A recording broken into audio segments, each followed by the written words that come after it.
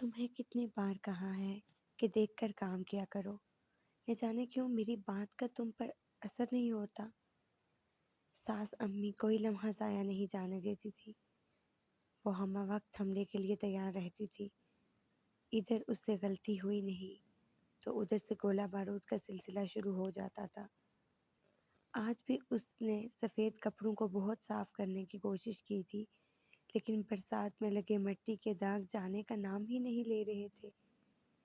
अरसल खेलते हुए ध्यान ही नहीं करता कि उसने सफ़ेद रंग के कपड़े पहन रखे हैं तो एहतियात ही कर लूं, मगर उसे ध्यान नहीं होता क्योंकि उसे एक चुपचाप सीधी सादी बीवी मिल गई जो उससे कोई गिला ही नहीं करती और उसके कपड़ों पर दाग लगा हो या उसकी ज़िंदगी पर, वो हर दाग को उतारने की कोशिश में लगी रहती। अम्मी मैंने पूरी कोशिश की है लेकिन दाग है कि जाने का नाम नहीं ले रहा, उसने आहिस्तगी से बोला। ये हीले बहाने यहाँ नहीं चलने वाले तुम्हारे, मैडम साहिबा। यहाँ दाग नहीं उतरते तो उतारने होंगे। सास अम्मी ने उसके जबड़े को अपने हाथ में लेकर दबाते हुए कहा। उसे तकलीफ महसूस हुई थी मगर वो दर्द को सह गई। क्या कर दिया अब फिर इसने कुछ?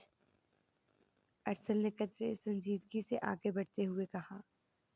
वो इस वक्त अपने अयाश दोस्तों के साथ वक्त गुजारने के बाद घर लौट कर आया था। उसने कभी इसकी परवाह नहीं की थी। वो किस हाल में रहती है, कैसे जीती है, ये पूछना उसके लिए कोई मानी नहीं रखता था। उसके उस रवैये की वजह से वो अक्सर दिल बर्दाश्ता हो जाती मगर हिम्मत न हारती थी। देखो न ज़रा, ढंग से कपड़े धो ले, मैंने कहा तो आगे से ज़बान चढ़ा रही है। सास अम्मी ने उसे उसकी कमीज़ जो अभी धुली थी दिखाते हुए रौंदे हुए अंदाज में कहा। अरसल ने न आओ देखा न ताओ, उस बेचारी पर थप्पड़ों की बरसात कर दी। सास अम्मी खुशी से तमाशा देख रही थी। उनका दिल बाग बाग हो जाता था जब जब अरसल निदा पर चीखता चिल्लाता और मारता था। ऐसा रोज़ क्या दिन में कई बार होता था और यूं वो खुशियां मनाती थी और अपनी बेटियों को फ़ोन पर जोशो खरोश से खबर देती थी कि आज अरसल ने निदा को कितना मारा और कैसे मारा। उसकी नंदें 3 थीं और तीनों अलग अलग घर में रहती थी। उन्होंने शादी से पहले ही ये मुतालबा रखा था कि अलग घर चाहिए। वो तीनों जब भी माँ के घर आती तो भाभी से खूब नौकरों जैसा सलूक करती। बड़ी नंद और सास अम्मी तो अक्सर मिलकर उसे मारा पीटा भी करती और गाली गलौज करना तो उन सब का शेवा था। अरसल के गैर ज़रूरी लड़कियों के साथ ताल्लुकात थे और इंटरनेट पर वाहियात देखने से उसे फुर्सत न मिलती थी। ऐसे नहीं चल सकता अरसल, आपने ये सब छोड़ना होगा। उसने अरसल को रोकने की एक बार फिर कोशिश की थी। मैं तुम्हें तो छोड़ सकता हूँ मगर इस ज़िंदगी को नहीं, अरसल ने साफ कह दिया था।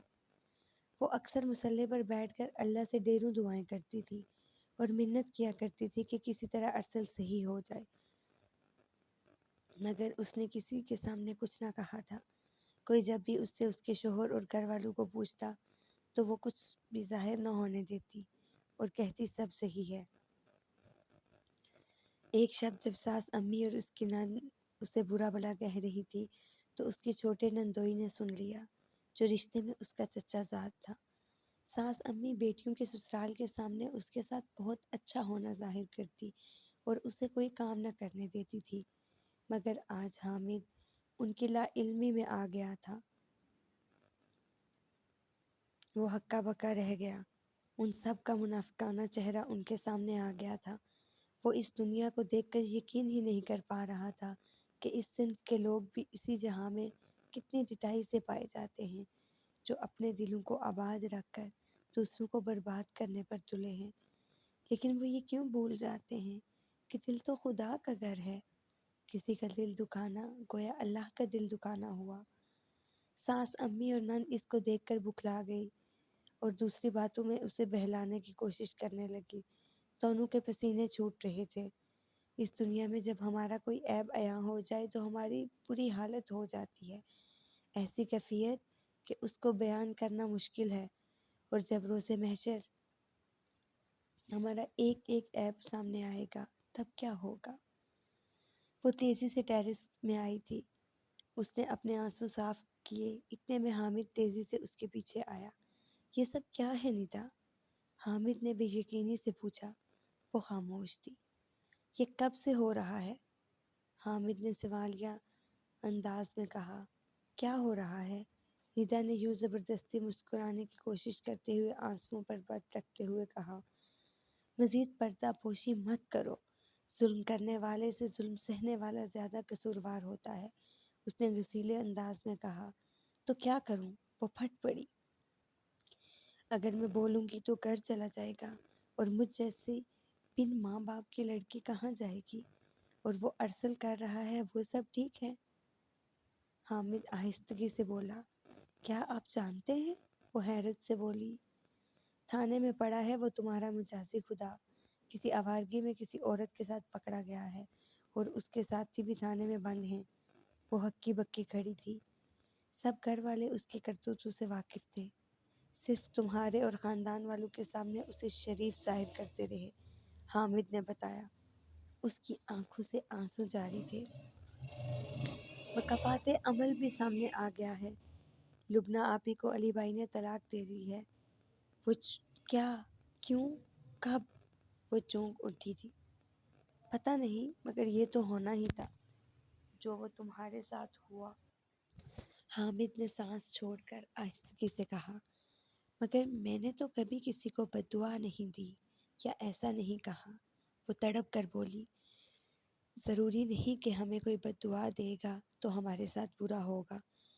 ہمارے ساتھ ہونے والی اچھائیاں برائیاں ہمارے اعمال کا عکس ہوتی ہیں۔ کسی کا دل دکھا کر ہم اپنے دل کو آباد رکھ سکیں گے، ایسا ممکن نہیں ہے۔ اگر کوئی چپ ہے تو اس کا یہ مطلب نہیں کہ خدا بھی چپ رہے گا اور ہمارے عمل کی سزا ہمیں نہیں دے گا۔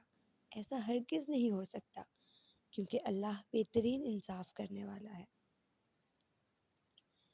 حامد بتا رہا تھا اور نیتا کی آنکھیں مسلسل برس رہی تھی۔ اس دن ساس امی کو احساس ہوا تھا کہ مکافات عمل ضرور ہوتا ہے اور بہت برا ہوتا ہے۔ انہوں نے اس سے ہاتھ جوڑ کر معافی مانگ لی تھی۔ نندے بھی شرمندہ تھی، کیونکہ یہ سب ان کا کیا سامنے آ رہا تھا، اور اب باقی دو اپنا گھر نہیں خراب کرنا چاہتی تھی۔ ارسل کو 3 سال کے لیے جیل ہو گئی۔ اس دوران اسے احساس ہوا کہ وہ کس قدر برا اپنی بیوی کے ساتھ کرتا رہا۔ وہ اگر اسے عزت سے حق حقوق دے کر رکھتا تو اس کی بہن کو کبھی طلاق نہ ہوتی۔ آج وہ زمانے میں ذلیل و خوار ہوا ہے، سب اسے طعنے دے رہے ہیں۔